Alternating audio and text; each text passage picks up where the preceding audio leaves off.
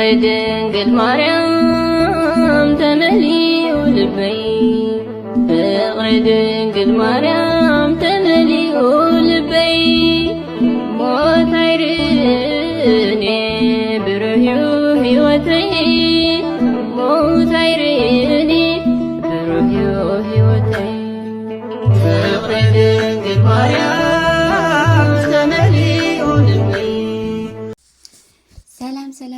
ሰላም ናይ ቱጂ ቻናል ዩቲዩብ ተኸታተልቲ ከመይ ኣለኹም ድሕና ዲኹም ኣነ ሰላም እዩ ኣምላኽ ምስኪን ከም ሰላም ዘለኹ ድማ ሰላም ክትኾን በዓልቲ እምነት ተስፋዬ ማለት እዩ ብምቕፃል ሓድሽቲ ዝኾንኩም ነዛ ቻናል እዚኣ ላይክ ሳብስክራይብ ናገርኩም ቤተሰብ ኩናል ከደቂ ዓበይቲ ነባራ ዝኾንኩም ደግሞ ከምቲ ልሙድ ሃናፂ ዝኾነ ሓሳባትኩምን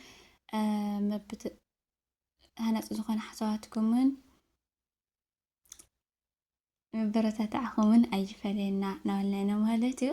ደሞ ኣንቲ ሒዘልኩም መፅአ ዘለኹ ደሞ ምስጢር ፍቕሪ መን መላሲ መን ሓታቲ ዝብሉ ምስጢር ፍቕሪ መን መላሲ መን ሓታቲ ወድናን ጓልናን ስድራና ብሰንኪ ባህሊ ብሰንኪ ድኹመት ሓሳሳና ብሰንኪ ፍትወት ስጋ ክንሰግሮ ኣዝዩ ዝኸብደና መሰናኽል ኣሎ ንሱ ድማ መሰናኽል ናይ ፍቕሪ እዩ ንኣብነት ወዲ ኣብ ፍቕሪ ክሰግሮ ዝኻውዶ መሰናኽል ምምናው እዩ እዚ ዝበዝሐ ወዲ ፍቕሪ ኣብ ልዕሊ ጓል ምስ ኣፍቀራ ጥራሕ እዩ እዚ ማለት ንልቢ ይኹን ንስምዒቱ ፍቕሪ ኣትሪሩ ዝሕዞ ነታ ጓል መጀመርያ ምስ ኣፍቀራ እዩ ሓቲትዋ መልሳ እምቢ እንተኾይኑ ልቡን ስምዒቱን መሊሱ ይቕፅል ሓደ ወድሲ ንሓንቲ ጓል ኣዝዩ ኣፍቂሩሉ ኣብ ዝነበረ ግዜ ብሰንኪ ሓቲተያ እምቢ መዋላ ርእሰይ ይሓምም እሞ ክኒና ናይ ርእሲ ይበልዕ ነይረ ክብለኒ ይዝክር እቲ ዘተሓሳሰኒ ግን ድሕሪ ክንደይ ሕራይ ምስ በለቶ ብሰንኪ ፍቕራ ኣይኮነን ርእሱ ክሓምም ምህላው እኳ ደኣ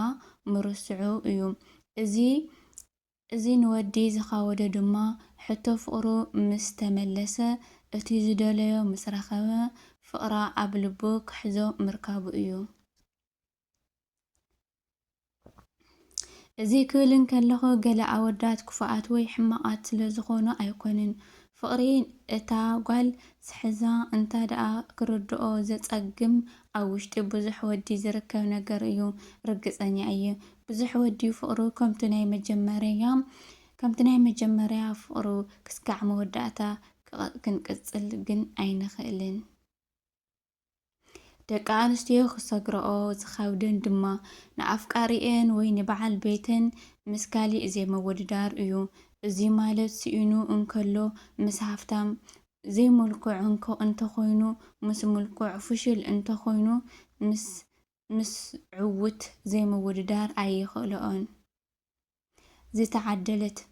ዝተዓደለት ሂዋን እታ ንኣፍቃሪኣ ወይ ንበዓል ቤታ ብዝኾነ ጉድለቱ ዘይትንዕቆ ወይ ዘይተዋርዶ እያ እዚ ማለት ንስኻ ደኣ እንታይ ኣለካ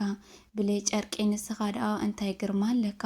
ንስኻ ደኣ ውዱቕ እናበለት ተዋርዶ ዘይኮነት ዝተዓደለት ሂዋን እታ ንኣፍቃሪኣ ወይ ንበዓል ቤታ ብዝኾነ ድኽመቱ ዘይትንዕቕ ወይ ዘይተዋዳድር እያ እዚ ማለት ንስኻ ደኣ እንታይ ኣለካ ብለይ ጨርቂ ንስኻ ደኣ እንታይ ግርማ ኣለካ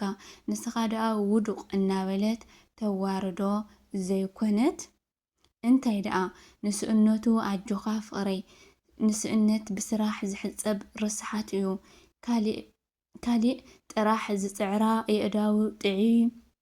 የእዳው ጥዑይ ልብኻ ይሃብካ እምበር ንዓይ ሃፍታም ኢኻ ግርማኻ ነዊሕ ቁመትካ ኣይኮነን ግርማኻ ነዊሕ ልብኻ እዩ ግርማኻ ምልኩዕ ገጽካ ኣይኮነን ምልኩዕ ልብኻ እዩ እናበለት ተተባብዕያ ካልኣይ ፍቕሪ ንዝተክኽ ትኪ ንመዋእል ተጸሚምካ ምንባር እዩ ናይቲ ወዲ ትኪ ዕንጅልና ትዕቢትን ሸለልነትን ትኽኺትን ምምናው ምቁር ፍሽለት ስኣን ዝኣመሰሉ ክኾኑ ይኽእል እዮም እዚኦም ኣባረርቲ ትኪ ኣይኮኑን ነታ ሂዋን እናንብዑ ዝነብሩ እዮም ናይታ ሔዋን ትኪ ፀበባ ፀቢብ ኣተሓሳስባ ፍትወት ቀንጠብጠብ ዘይምህዳእ መንፈስ ዘይዕጉብ መንፈስ ላዕሊ ምጥማት ንናብራኣ ዘይተፍቅር ሕማቕ ህልኽ ዝኣመሰሉ ክኾኑ ይኽእሉ እዮም። እዚኦም ኣባረርቲ ትኪ ኮይኖም ነታ ሔዋን እናንብዑ ዝነብሩ እዮም።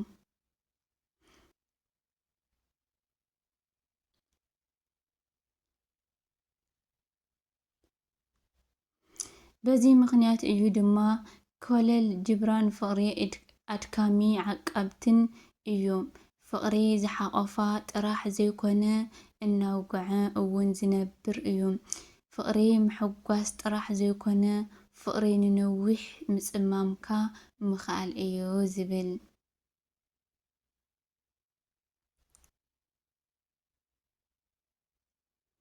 ኣብ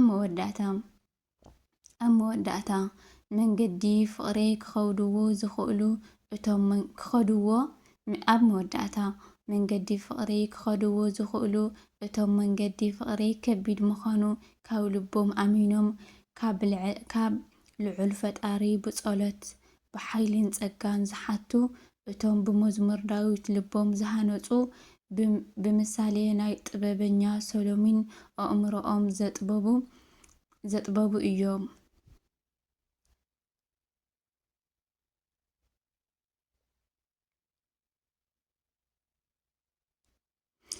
ልብኻ ኣብ ጸሎትን ቃል ኣምላኽ ጽቡቕ ጌርካ ከየጥለቕካ ፍቅሪ ኣይከኣልን።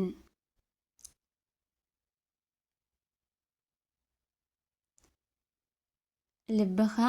ኣብ ጸሎትን ቃል ኣምላኽ ጽቡቕ ጌርካ ከየጥለቕካ ፍቅሪ ኣይከኣልን እና ደቂ ዓበይቶይ ኣብዚ ወዲ ኣለኹ ብኻሊእ ቪድዮሽ ካብ ዝመፀኩም ደሞ ላይክ ሳብስክራይብ እናገበርኩም ናወልክ ብድጋሚ ጌጋት ሃሊን ደሞ ኣብ ኮሜንት ጽሓፉለይኹም ካብ ጌጋይ ክእረም እየ ብዝበለፀ ግን ክክጥዕሙ ንዓኹም ሰናይ መዓልቲ ብሩኽ መዓልቲ እናወልክ ደቂ ዓበይቶይ بخالي بديش كان متكم باي باي.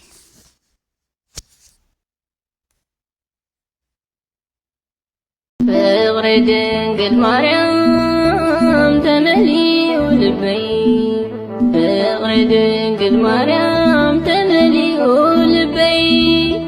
موت عيرني برهيو هيوتي موت عيرني برهيو هيوتي بغرد قد مريم تملي ولبي